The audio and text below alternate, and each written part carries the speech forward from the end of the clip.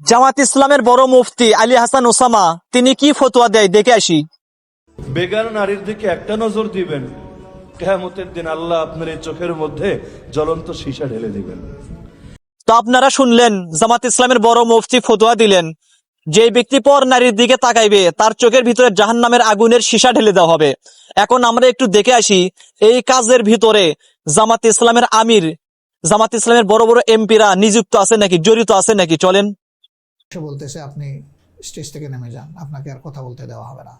তিনি বলে শিশির মনির, আজ সকালে ডাকসু নির্বাচনে জয়ী ছাত্র শিবির সমর্থিত প্যানেলের নেতারা কারো রক কেটেছে কিনা আপনারা গুগলে সার্চ দিয়ে দেখবেন, কিছুই পাবেন না। এখন আপনাদের কাছে আমি জানতে চাই, আল্লাহ তাআলার এই শাস্তি শুধু কি সাধারণ মানুষের জন্যই হবে, শুধু কি আমাদের জন্যই হবে? আর জামাত ইসলামের যে সমস্ত আমির আছে, এমপি আছে, জামাত ইসলামের নেতারা আছে, কর্মীরা আছে, তাদের 7 খুন মাপ, তাদের জন্য আল্লাহ তাআলা এই শাস্তি দিবেন না জামাত করার কারণে? এটা শুধু সাধারণ মানুষের জন্য এই শাস্তি।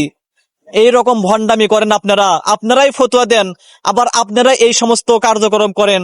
আপনারাই মহিলাদের দিকে তাকান, মহিলাদেরকে জড়িয়ে ধরেন, মহিলাদেরকে নিয়ে চুল বাহির করা, তাদের সামনে নিয়ে তাদের দিকে তাকায়া তাদের সাথে সংবাদ সম্মেলন করেন। তা এইগুলো জাহান্নামের কাজ না? ফতোয়া এখন কই গেল? আগে ফতোয়া ঠিক ছিল, আর এখন এই সমস্ত কার্যকলাপ হওয়ার পরে ফতোয়াটা চেঞ্জ হয়ে গেছে।